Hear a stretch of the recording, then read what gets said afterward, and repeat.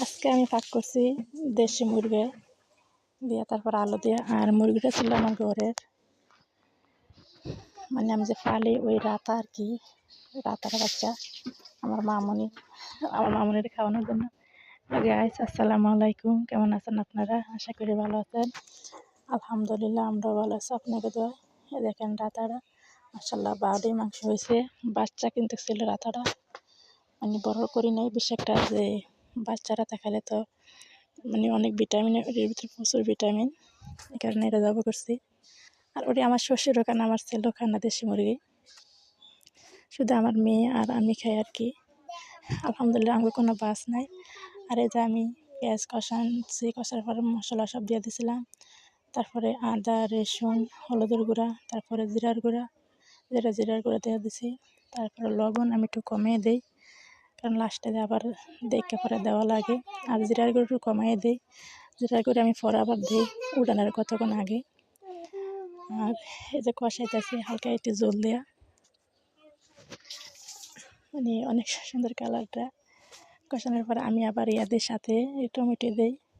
আর আমি দেশি মুরগি ফাঁক করলে এরকম করে কষায় বসাই, আর ব্রয়লার মুরগি তো করি, মানে বাজ্যা ফাঁক করি, আর দেশি মুরগিটা এভাবে ফাঁক করি। তরকারিটা অনেক ভালো লাগছে খাইতে, যে অনেকক্ষণ লাগাতে আমি কষাইতেছি মশলাটা, মানে সব মশলা যত বেশি কষাই ততই তরকারিটা খাইতে অনেক ভালো লাগে। তেজপাতা মানে আগে আমি দুঃখে দিতাম, এখন আর দুঃখ না, মানে টাইলা মানে ছোটো ইয়ার ভিতরে দুঃখে দিতাম আর কি। আর এই যে মাংসটা দিয়ে দিই, এই যে মাংসটা আমি এখন বর্তমানে দিয়ে দিচ্ছি। মশলা অনেকগুলো মাংস হয়েছে, ছোটো হাড়ে মশলা অনেক মাংস হয়েছে। আর একটা কি, আলহামদুলিল্লাহ আপনাকে সাপোর্টে আমি ভালো আগাইতে পারছি, এরকম সাপোর্ট করলে সবসময় তো এগাইতে পারবো। আর একটা কি, আপনারা আমার পাশে থাকবেন, আমি আপনাদের পাশে থাকবো, এই আর কি আমার নিয়ম।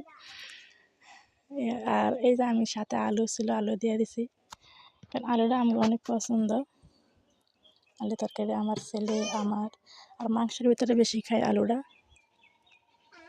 আমার অনেক পছন্দ আলু দিলে। আর এই যে কষাই হালকা একটু জল দিয়েছিলাম, জল দেওয়া কষাইছিলাম যেন মাংসটা সিদ্ধ, আলুটা সিদ্ধ। তারপরে কষানোর পরে এই যে আমি জল দেওয়া দিছি সাথে। আর দেশি মুরগির মাংস আমার তো এমনি অনেক পছন্দ, আমার তো অনেক ভালো লাগে এটা খাইতে। আরও আছে মুরগি, আরও আছে, আরও খামুনি। আর যে কোনো জিনিস একটা পারলে এটা খাইতে অনেক কষ্ট লাগে।